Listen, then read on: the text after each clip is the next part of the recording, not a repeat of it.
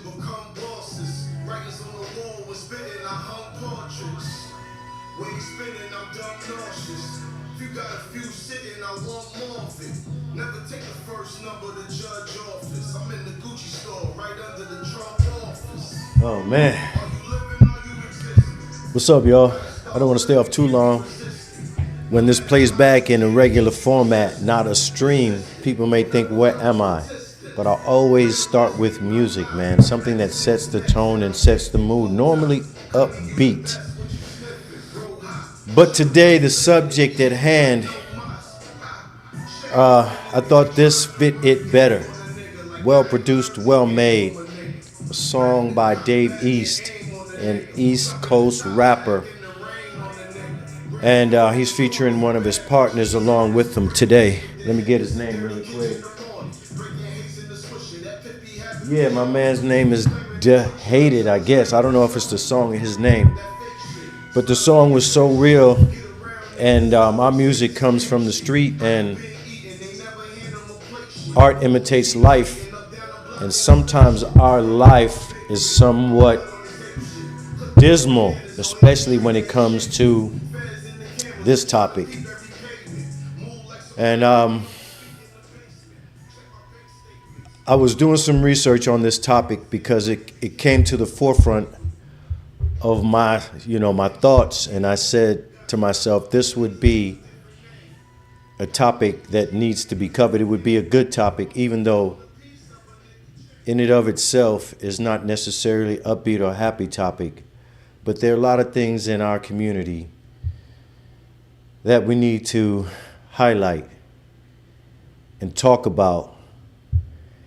And the suicide rate of black people, black men in particular, was one of those things for me. And so I decided to do a piece on it this week. And while I'm doing this, I run into a gentleman on another channel. And his name on the channel, or in the YouTube space, his name is Medium Man. And Medium Man does a great job of defending black men, but not just with rhetoric. He's a military veteran, and he has extensive experience in analytics. And what his job was in the military tends him to what he does on YouTube, which is supports all of his information with facts, debunks all of the other preconceptions and lies about black men, especially with demographical facts that he researches and puts right up into your face to show you how ridiculous some of this stuff is. So he was talking about mental health. And so I decided to highlight him, but not just by using his information, by also sharing a screen with him today, as he does himself with other YouTubers. I'm going to say right now, it is fair use. But the discussion, or the word of this discussion of today, in regards to mental health and help in general for black folks generally, the word of the day is paucity. And this will sum it up. This word does it in a nutshell. The presence of something only in small amounts. And that's the mental health picture as it relates to services and benefits that are geared to black folks. Not just the existence of these people, but actual programs and people that look like us inside of these programs administering to us and for us. And I'm sad to say that the word paucity describes it to a T. The presence of something only in small amounts. So I came across this word in reading articles on the healthcare professionals that are available to black folk. So I'm going to run through some of these articles along with you after letting Medium Man do his thing. And then, as always, I have a story to share, a personal story. And I don't mind opening up. You guys know that. Because I think at this stage in my life, I have nothing to hide, especially if it helps other people that look like me and men that are often forgotten and neglected in the healthcare space and in general in our society, black men. So let's look at the first demographical before we talk to Medium Man, the article that I'm going to use today. And this article shows up, and it shows the demographics by race of black people. No, actually therapists in the United States. So let's take it to the top of this article. And we'll start off, and this is just licensed marriage family therapists. But we'll work on them second. But this is a picture. What you're looking at here is a picture or an article that is put out by, and the link will be listed inside of the descriptions down below, so you can go and look at these things yourself. This article talks about the licensed marriage family therapists and the demographics and the numbers that are in the United States. This is the first stop for most people because of the affordability of it. These guys fall under therapists, psychiatrists, and psychologists. Okay, these people, or this group of professionals, are the second tier below licensed psychologists and psychiatrists. So LMFTs. The total number of LMFTs in the United States today, now the word is paucity, only in existence in very small amounts. So the total number of all LMFTs in the United States come up to a scant 120,431 marriage and family therapists currently employed in this country. Of that number, 75.7% are women, go figure, and 23.4% are men, and that's all men and all women. So are you with me so far? Now, if we were to break these numbers down a little bit further, because the study continues, as you can see here, the demographical numbers continue and they go down. But if we were to break these numbers up by ethnicity, if you were to see here where I have the cursor highlighting where it says, I like to use African American because race is something that was created in this country to make sure that we don't get stuff and everyone else can join the other side. So I don't buy into it. But ethnicity is something else. We are African descendants and we are in America. So I like to use personally African American. Of that 100% of all 120,431, pardon me, of all the therapists in the United States that are LMFTs, only 7% are African Americans. Now, if you look at the split between men and women in these fields, you know that women outnumber men by a vast amount. The numbers start in the 70 percentile, but when it gets to the African American community, of that 7% that's listed here, 8% are men and 98% are women. So are you with me on the word paucity? The presence of something only in small amounts. So when you talk about the millions of black men in this country, and the mental health concerns that we may have. Basically, the services that we need do not exist. Only in paucity. Very, very small amounts. And my story relates to that. And I'll tell you later on, because I went through some stuff. I went through a lot of stuff. You know what I mean? And it's not to talk about, it's not me giving this to you so you can go, oh, but it's literally to say that I'm putting a face on these numbers. And when you add someone and their real life experience to it, it brings it home. And today that will be me. I also had in mind to interview another friend of mine. I don't know if I'd call him a friend if he would refer to me as such. But a partner that I've made over the years playing ball at the park, and we're all in hip hop, and he turned out to be a really cool, down to earth guy. You know what I mean? Raised well.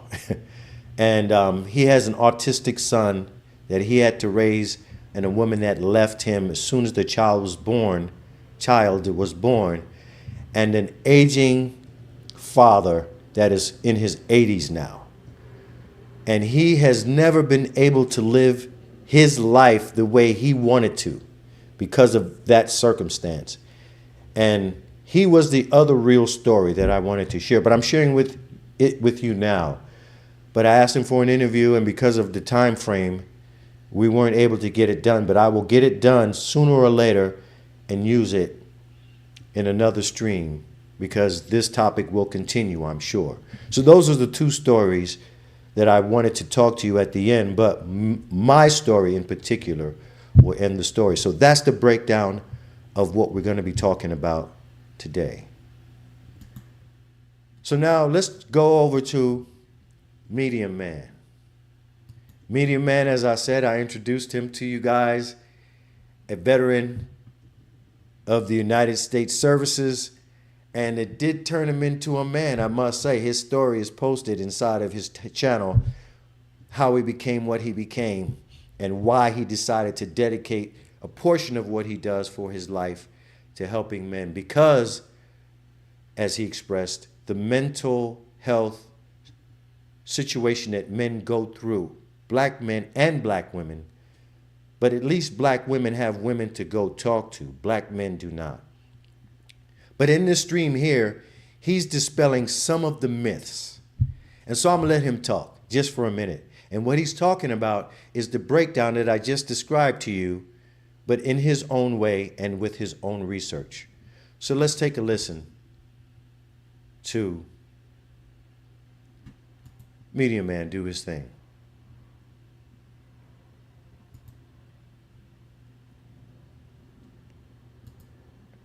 Okay. You know how it is when you're going live.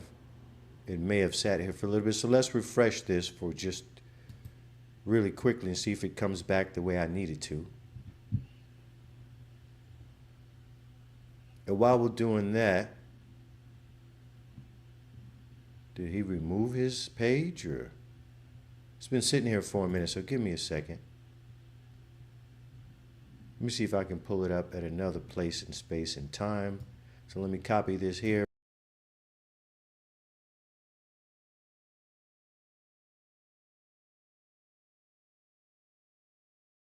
Oh my goodness. You know how it is. You can plan all you want to, but live TV is a whole nother situation. It's doing exactly the same thing. I guess it knew I was going on right now. Okay, no problem. So let's get off of this for just a moment. And let's get back to the other articles in the stream. We'll come back to Medium Man. Now, in this article, if we were to move on, this article is from UGA, which is the University of Georgia. And this article has a face. It's this young man here. And I can call him, hold on. It's not coming up. My whole YouTube stream is tripping on me, is it? Wow, amazing. Right when I didn't need it to do that. Desktop feed. Okay, and okay. Okay, It's going to do me like that today. Okay, so let me refresh my YouTube tabs and see what happens. But I'm literally YouTube stuck right now. We're doing that with Medium Man, and we're also doing it with the other pages. I can see these pages, but it's not coming up. Here we go. Okay, so we're back in. Okay, so as I was saying, with this article here, this article is from the University of Georgia. It was produced in 2023, and the author, and I guess this young man has graduated by now, is Michael Curtis. So I always like to give people their credit, man. It's one of the things I love to do is watch people succeed. And has succeeded in producing a paper that was published by the university, and he deserves his credit. So young black men are dying by suicide at alarming rates. Now, I moved on into suicide because that was truly the topic of this conversation. And before we go into this article, I'll add some quick information that I researched on this same topic here to bring it home and to sum it up really quickly. And his article is basically saying that the second leading cause of death for black men, black folk between the ages of 15 and 24, is suicide. So that means men and women. We are killing ourselves, not the streets. We're not killing each other. Even though when we talk about killing each other, we always make it seem like it's something that's so rare. Every community reflects that. People kill the people that are closest to them in every community. So it's no surprise that more black people are killing black people than anyone else. But the numbers in other demographics are even more heinous. The percentages are much bigger or greater in the white community, for example. But we always focus on us. But that being said, I'm not giving any value to the fact that we're killing each other. We shouldn't. But it happens. That's what happens in societies. You know, people kill each other for some reason. That's part of the human existence. So when black people kill each other, it's not a rare occurrence. It is happening. If you go to India, Indians are killing Indians.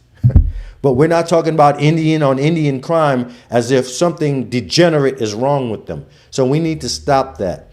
Now, if you want to delve into the numbers and talk about the percentages, that's something we can do at another conversation at another time. But we're not killing each other in the streets.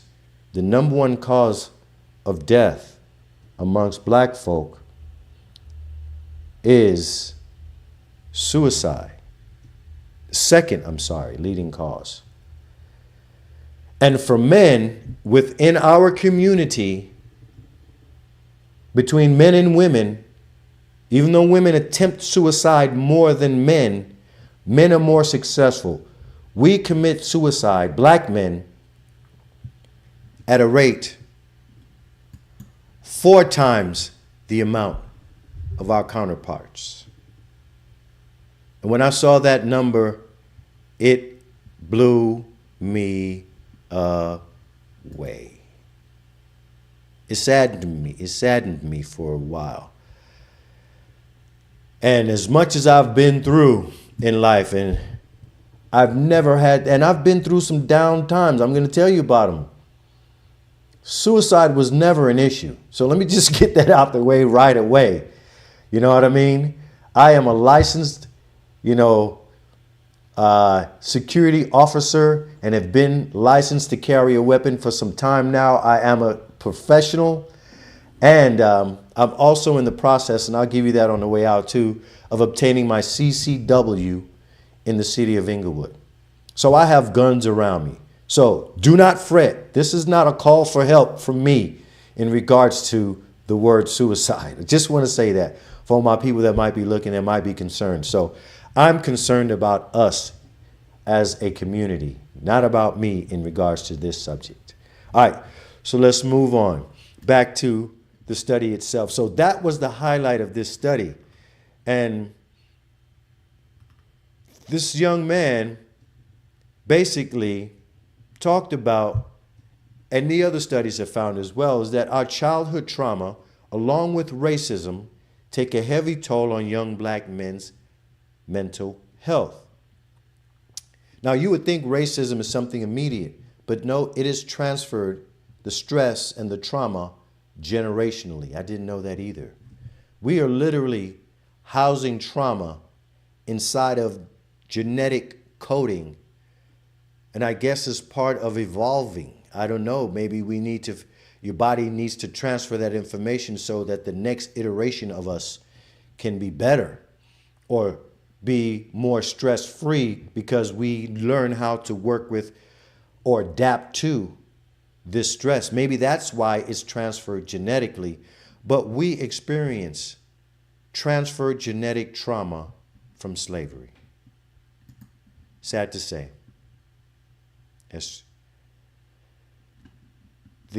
It went on by saying, we found when black men were exposed to childhood adversity that may develop an internal understanding of the world as somewhere they are devalued.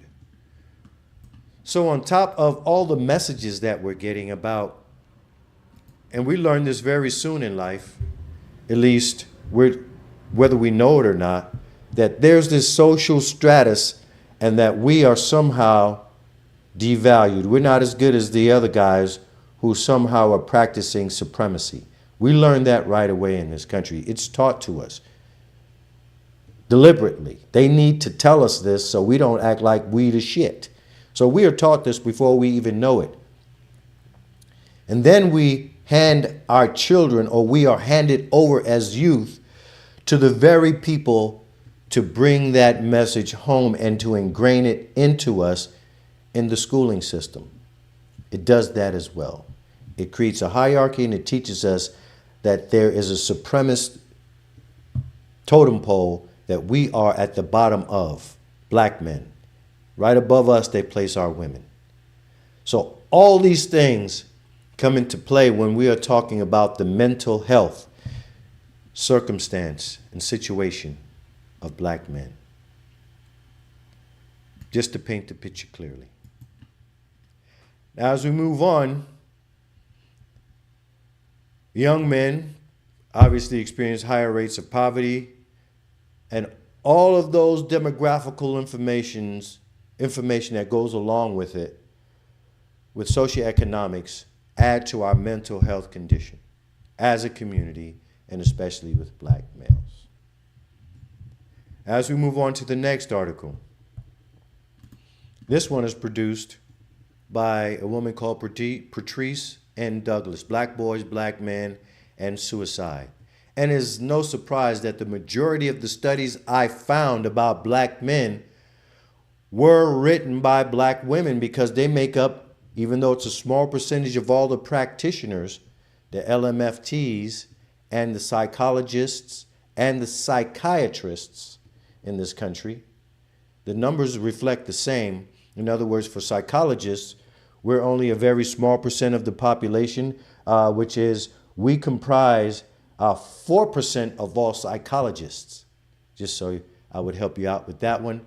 Something I didn't mention earlier when I did this breakdown. Of all psychologists in the country, we only, as a black community as a whole, both men and women, make up only 8% of that professional medical designation. And of that 8%, that small 8% I'm speaking of, our women make up 92% of that number. So once again, the word paucity for black men. Where do we go? Who do we talk to? There's no one there for us to talk to. And of these men that I'm referring to, give me 2 seconds. I'm back. Of these men that I'm referring to, and that's a glitch in my camera here. It's a professional camera, but it has a set off at about 30 minutes or so. Completely shut it down if I'm not recording. So that being said, it's transmitting the picture you see, but it's not recording, so it will shut off. But anyway, Another conversation for troubleshoot later on. But paucity, there's no one there for us to talk to. And in a real number, the number I just mentioned, the 8% of the total 100% of psychologists, the real number, if you were to assign that 92% and give it a number, for women, that number is 1.2 million psychologists that go to school, study clinically, and end up with a degree that will be able to talk to us, that look like us. And then, for that 8%, for all the millions of black men in the United States, for psychologists, we only have 104,347. The presence of something only in small amounts. So if you're wondering if this society cares about us and what we're going through, these numbers tell you in real numbers that no one gives a damn about us. However, every single problem coming out of the black community and every single problem with this country is always associated with the black man. So we're lumped on with all the problems of our community. We're not this. We're not shit. We don't lead. We're not good fathers. All the lies that come along with it. Then, to really make that really hurt so that we are really stuck, they leave us with nowhere to turn.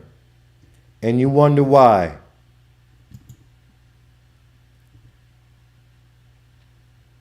Is 4 times the amount of our counterparts and rising. So that's what black men are going through. So this study with a female psychologist, that's what her PSYD means here that you're looking at. And she's also a licensed marriage family therapist. She's confirming the numbers we already spoke of. Right here, it says that facts about black boys and suicide. Self-reported. Obviously, all of the suicides don't end up in the books. So always add a small percentage. Whether that, who knows what it might be, but there's always more than what they are able to report. Self-reported suicide attempts for black adolescents rose by 73% between 1991 and 2017. And these numbers stop because it takes a period of time for the study to be conducted. And then after the study is conducted, then it takes a period of time to analyze all the information and put it into a study. So these studies can take some time, but I'm so happy there are people doing it, so thank you to this woman for at least compiling the data. So as you can see here, it's ridiculous. The numbers are rising, thus the thumbnail. The other highlights of her article, facts about black men and suicide. In 2014, it says here, 80% of suicide deaths in the black community were men. Do we talk about it? Who cares? So why would we? We're often the problem, and once we kill ourselves, who really cares? Y'all don't need us no way, right, black women? Who cares about our feelings of what we go through and what's going on with black men? Suck it up, figure it out. You're men. We're just here to serve and to be beasts of burden. But as far as needing mental health, to be cared about as a community of men, forget us, is basically what we've been told over time and reinforced with every action that we see from the society. Recent research has observed that in the Caribbean, that Caribbean black men, and this part obviously really stood out for me. Caribbean black men in the U.S.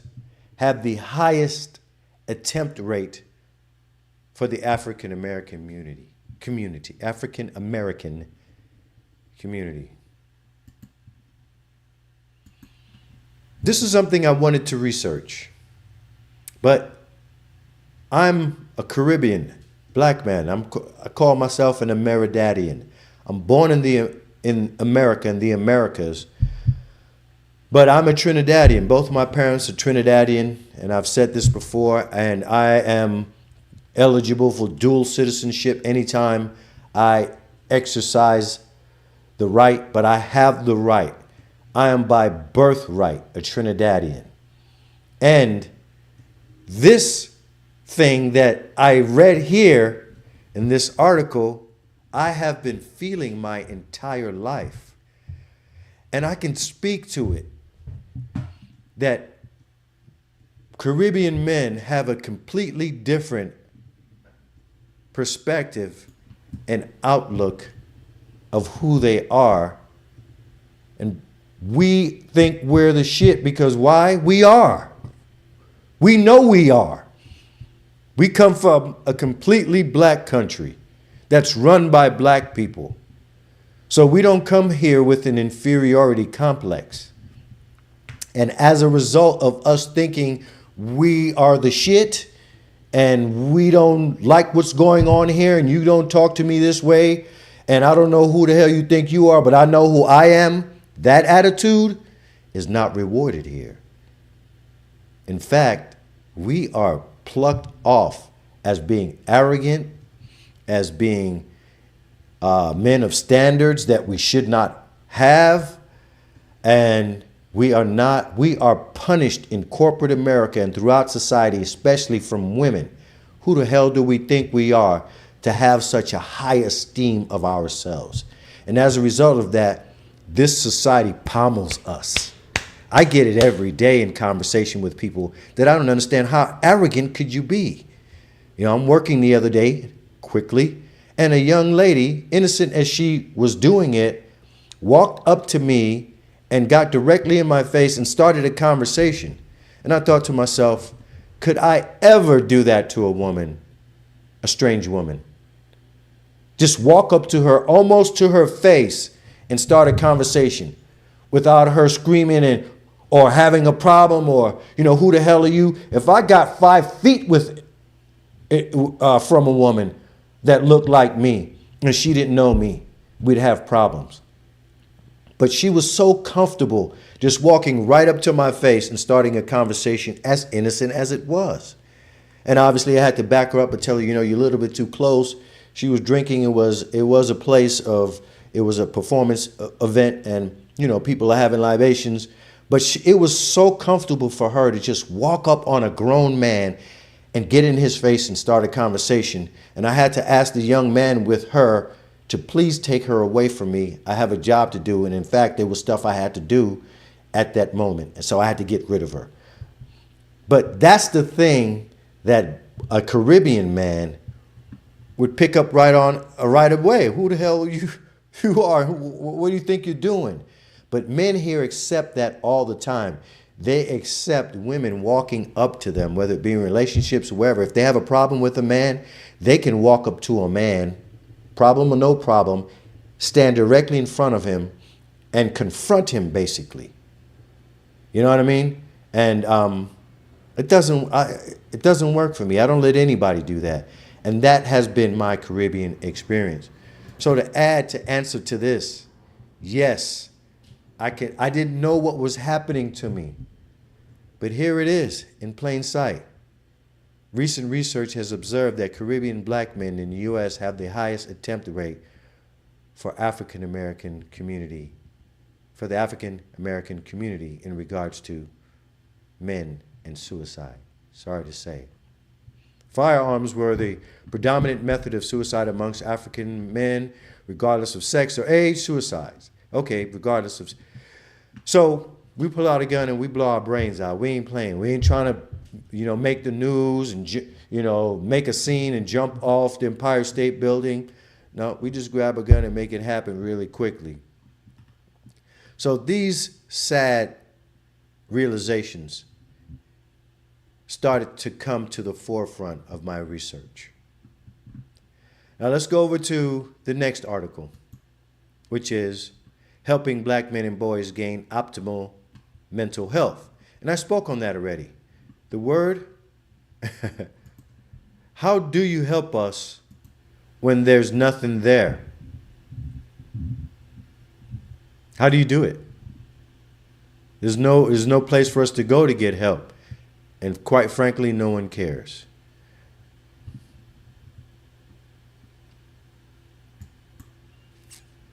It's a sad, sad situation that I'm painting. I know, but it is very true. And hopefully this information kicks somebody something in the pants or helps someone. And let me say this now before I forget. As we are going through this stream, the best place for black men to go, we know where it is to black men. We want to sit down with who looks like us and shares our gender and our experiences and our trauma. And we want to sit down with someone who cares about that. And we know for a fact that women want to talk to women, so obviously men want to talk to men. So let me say this. There are men on YouTube that care about you. I'm one of them. This other gentleman called Media Man, he's definitely one of them. I've heard him express this in a number of ways. There are other elderly gentlemen.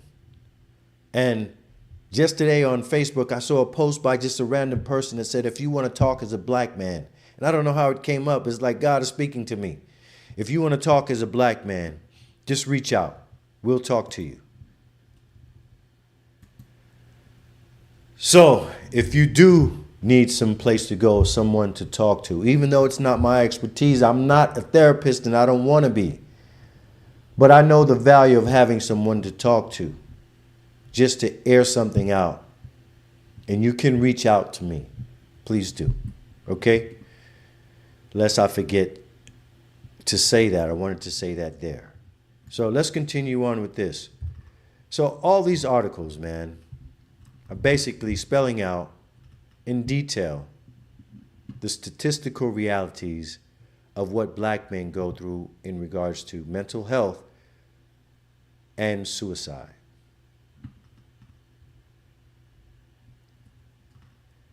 And in this article, Building Blocks for Intervention, I mean, they often talk about ways to help us and build blocks of intervention.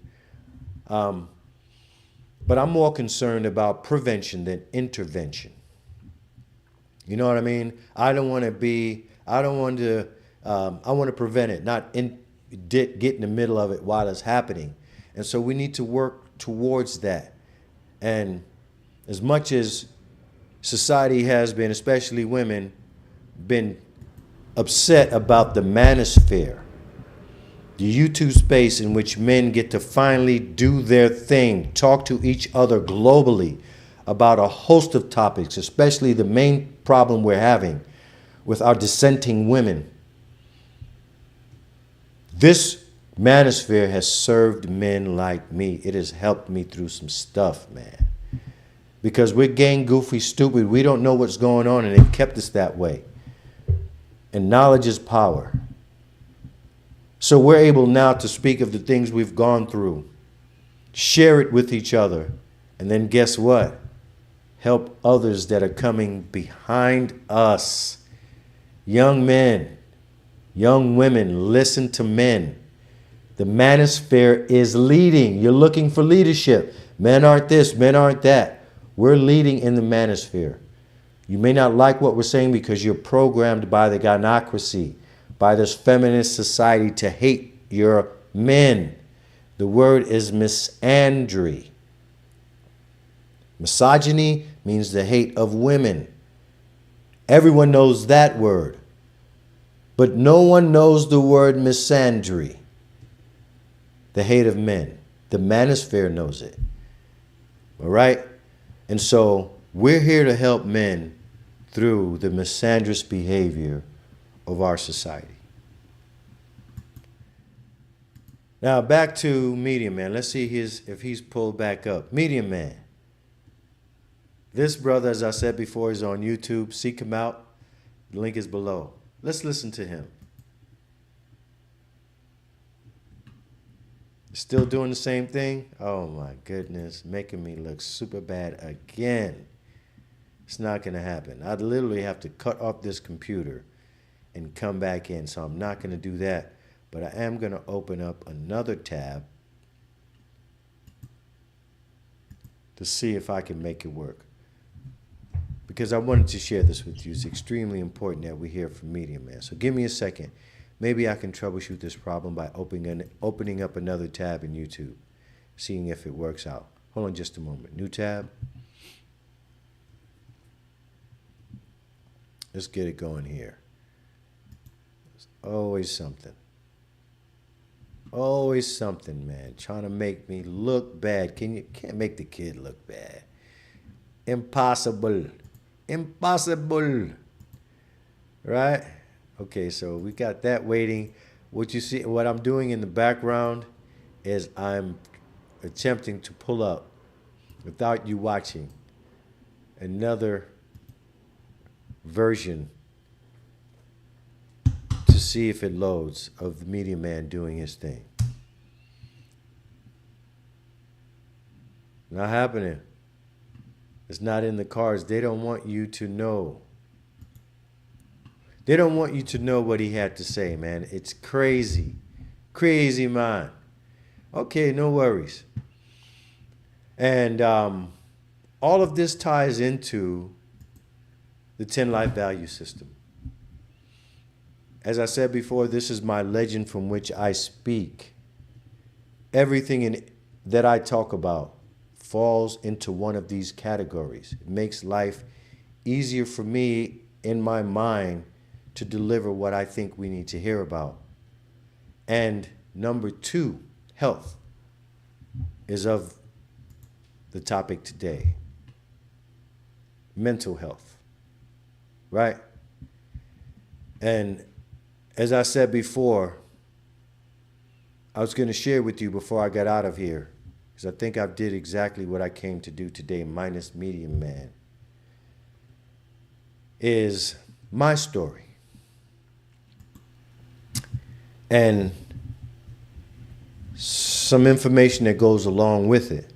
Now, on top of the trauma that we experience as black men, we are also placed at an extreme disadvantage by who has the power to raise us. By and large, we're not being raised in dual family homes. And I did some research on mental illness for black women. And it's generally about 40% of black women suffer from some sort of mental disorder. And if you were to take 80% of that number, for example, once again,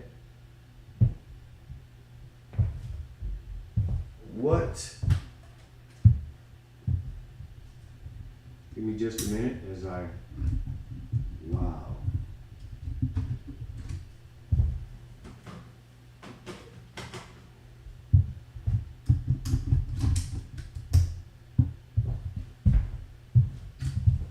Guess I'm going to have to go with my cinema camera in a minute because it won't do this to me. I have a camera that I shoot just for, cinema work, videos and other work, professional cinema camera. It won't do this, but this one is perfect for this job if I can figure out how to stop it from doing that. But anyway, pardon the glitch. So, as I was saying before, my story.